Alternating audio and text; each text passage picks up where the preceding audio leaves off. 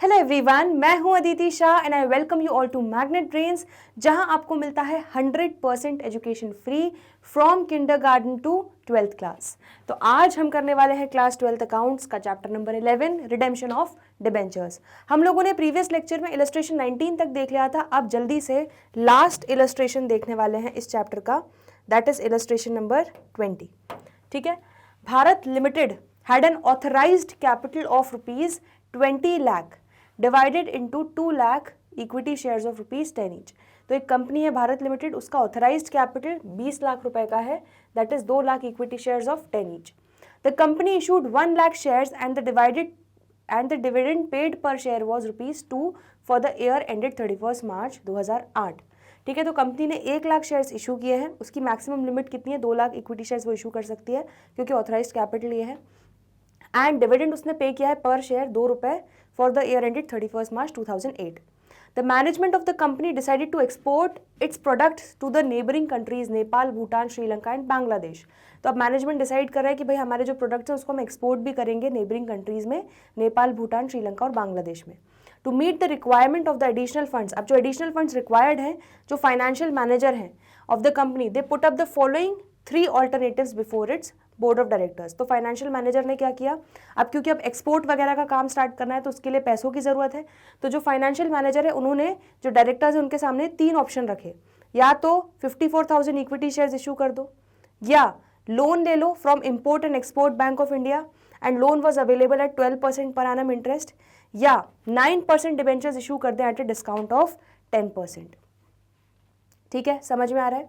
तो ये 3 ऑप्शन जो थे, after comparing the available alternatives of the company, तो जो सारे ऑल्टरनेटिव्स को कंपेयर करने के बाद ये डिसाइड किया गया कि 1 अप्रैल 2008 को, ठीक है, 6000 डिबेंचर्स इशू किए जाएंगे 9% कूपन रेट वाले, कितने? 100 रुपीज़ के फेस वैल्यू वाले, बट उनको इशू किया जाएगा 10%।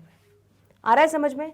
मतलब 6000 डिबेंचर्स इशू करेगी कंपनी 100 रुपये की फेस वैल्यू वाले जो डिबेंचर्स हैं, लेकिन उनको डिस्काउंट पे 10% के, दैट मीन 100 का 10%, दैट इज 10 रुपये। तो 90 रुपीज़ पे नेट आफ्टर डिस्काउंट कितना? 90 रुपीज़ पे 6000 डिबेंचर्स कंपनी इशू करेगी। These debentures were redeemable in 4 instalments starting from the end of the 3rd year. ठीक है। तो 4 इंस्टॉलमेंट्स में ये डिबेंचर जो है रिडीम होंगे, लोन को कंपनी रीपे बैक करेगी। ठीक है। और ये जो लोन का रिडेम्पशन स्टार्ट हो रहा है, डिबेंचर का रिडेम्पशन स्टार्ट हो रहा है, ये end of the 3rd year से स्टार्ट हो रहा है। ठीक है। Amount of debentures to be redeemed at the end of the 3rd, 4th, 5th and 6th year was as follows. तो 3rd ईयर के एंड पे 1 लाख देना है, 4th ईयर के एंड पे 1 लाख वापस करना है, 5th ईयर के एंड पे 2 लाख वापस करना है और 6th ईयर के एंड पे 2 लाख वापस करना है। हमें क्या करना है? प्रिपेयर 9% डिबेंचर अकाउंट, बस दैट्स इट। तो आपको सीधे सीधे 9% डिबेंचर्स अकाउंट का लेजर बनाना है। तो बस कुछ नहीं है, बहुत सिंपल है, आपको सिर्फ जर्नल एंट्रीज दिमाग में रखनी है और उसके बेसिस पे आपका पूरा लेजर अकाउंट प्रिपेयर हो जाएगा। ठीक है। तो जब इशू किया होगा, ठीक है, तब आपका 9% डिबेंचर अकाउंट कब हुआ होगा क्रेडिट? पहली एंट्री तो हो गई होगी bank account debit to debenture application and allotment account. ठीक है। और कितने रुपए से हुई होगी? 6000 डिबेंचर्स के लिए 90 रुपीज़ पर debenture, that is 5,40,000 rupees receive हुए होंगे। तो इशू के समय ये एंट्री होगी। देन उसके बाद नेक्स्ट एंट्री क्या होगी? अलॉटमेंट की, दैट इज कौन सी एंट्री हो जाएगी हमारी एंट्री हो जाएगी debenture application and allotment account debit 5,40,000। Then discount on issue of debentures account debit, कितना डिस्काउंट दे रहे हो आप? 10 रुपये पर डिबेंचर। तो ऐसे 6000 डिबेंचर्स पे आप टोटल डिस्काउंट कितना दे रहे हो? 60,000। ठीक है। तो discount on issue of debentures account debit to 9% debentures account को आप क्रेडिट कितने से करोगे? हमेशा फेस वैल्यू से करते हैं, तो 6 लाख से इनको क्रेडिट करोगे। आ रहा है समझ में? तो इसलिए मैंने आपको जर्नल एंट्री ओरली बोल के बता दी। अब देखो 9% डिबेंचर अकाउंट, ये आपका लेजर अकाउंट बनाया हुआ है।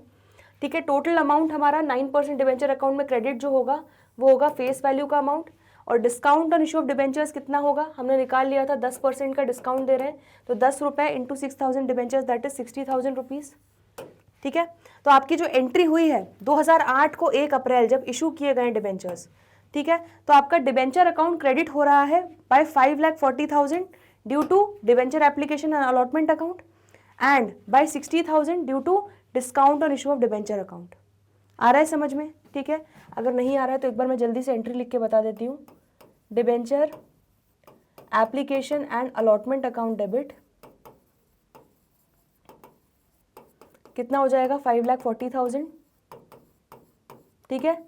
60,000 क्या हो जाएगा हमारा discount on issue of debentures, क्योंकि नुकसान हो रहा है, खर्चा है, तो इसको हम डेबिट करेंगे, हम डिस्काउंट पे इशू कर रहे हैं। 2 हमारे 9% डिबेंचर अकाउंट, जैसे हम शेयर कैपिटल को हमेशा फेस वैल्यू पे रिकॉर्ड करते हैं, वैसे 9% डिबेंचर अकाउंट को भी हम face value that is 6 lakh पे क्रेडिट करेंगे। तो ये 6 लाख से आपका क्रेडिट तो करना है आपको, लेकिन 5,40,000 डिबेंचर एप्लीकेशन अलॉटमेंट के कारण हो रहा है और 60,000 discount on issue of debenture के कारण हो रहा है। समझ में आ रहा है? तो ये पहला साल आपका 2008 में जब इशू किया तब आपने एंट्रीज कर दी, और आपका ये साल एंड कब होगा 2009 में, ठीक है। तो 2009 मार्च 31 को ये फाइनेंशियल ईयर एंड होगा, तब इसका क्लोजिंग बैलेंस कितना बचेगा, तो टोटल आपका लोन बेसिकली या डिबेंचर्स का टोटल अमाउंट कितना हो गया 6 लाख। तो ये आपका फर्स्ट ईयर कंप्लीट होता है। अब सेकेंड ईयर भी आपको कुछ करना नहीं है। सेकेंड ईयर जो क्लोजिंग बैलेंस था ये आपका ओपनिंग बैलेंस बन जाएगा। आप इसको ब्रॉट डाउन करोगे तो 2009 में April 1 by balance brought down 6 lakh हो जाएगा, and 31 March 2010 that is closing of the second financial year 6 lakh आपका क्लोजिंग बैलेंस हो जाएगा। 2 बैलेंस कैरिड डाउन। आ रहा है समझ में? तो आपने 2 साल निकाल लिए, एक 8-9 और एक 9-10। अब अगला फाइनेंशियल ईयर कौन सा होगा 2010-11। तो 1 अप्रैल 2010 को आप वापस opening balance by balance brought down 6 lakh ले आओगे। अब थर्ड ईयर के एंड से रिडेम्पशन स्टार्ट हो रहा है, तो थर्ड ईयर पे आ चुके हैं हम। थर्ड ईयर के एंड पे कितना दे रहे हैं हम 1 लाख रुपए चुका रहे हैं, ठीक है। तो हम डिबेंचर होल्डर्स को देने वाले हैं, तो यहाँ पर क्या लिख लेंगे 2011 March 31 to debenture holders account 1 lakh, क्योंकि एंट्री क्या होती है 9% debentures account debit to debenture holders, तो 9% डिबेंचर अकाउंट के डेबिट साइड में 1 लाख, किसके कारण डिबेंचर होल्डर्स को देना है। आ रहा है समझ में? तो 6 लाख में से 1 लाख रुपए आपने डिबेंचर होल्डर्स को रीपे कर दिया। अब कितना बचा 5 लाख रुपए बचा, ठीक है। तो क्लोजिंग बैलेंस हमारा बाय बैलेंस कैरिड डाउन इस साल का 5 लाख का लोन बचेगा, बेसिकली डिबेंचर आपका लोन ही है, ठीक है। चलो अब नेक्स्ट ईयर आते हैं 11-12। तो 1 अप्रैल 2011 को आपका 5 लाख कैरी फॉरवर्ड हो जाएगा बाय बैलेंस ब्रॉट डाउन। अब हम लोग फोर्थ ईयर के एंड पे अगेन 1 लाख रीपे कर रहे हैं, तो अगेन आपकी एंट्री क्या हो जाएगी 9% debentures account debit to debenture holder. तो आपने यहाँ पर डेबिट साइड में to debenture holder account 1 lakh रुपए पेमेंट कर दिया। तो 5 लाख में से 1 लाख आपका पे हो गया। अब कितना बचा 4 लाख का उधारी और बचा है जो हमने लोगों से लिया हुआ है, ठीक है। तो ये आपका 11-12 साल खत्म हुआ। अब फिफ्थ ईयर के स्टार्टिंग पे आते हैं, दैट इज 2012 1 अप्रैल। अगेन हम by balance brought down 4 lakh carry forward किया हमने। लास्ट ईयर का क्लोजिंग बैलेंस इस साल ओपनिंग बैलेंस बन गया। हमने फिफ्थ ईयर के एंड पे कितना रीपे कर रहे हैं हम 2 लाख पे कर रहे हैं। तो अगेन एंट्री क्या हो जाएगी 9% debenture account debit to debenture holder कितना 2 लाख, ठीक है। तो 2013 मार्च 31 को आप एंट्री कर दोगे पेमेंट की। तो अब 4 लाख के लोन में से 2 लाख आपने रीपे कर दिया। अब कितना बचा सिर्फ और सिर्फ 2 लाख, ठीक है। तो 2 बैलेंस CD हो जाएगा। अब लास्ट ईयर जो है दैट इज 6th ईयर 2013 1 अप्रैल को आपका ओपनिंग बैलेंस बचा है by balance brought down 2 lakh, ठीक है। ये आपका क्लोजिंग बैलेंस था, ये आपका ओपनिंग बैलेंस बन गया इस साल। अब हमारा इस साल देखो कितना पेमेंट हो रहा है।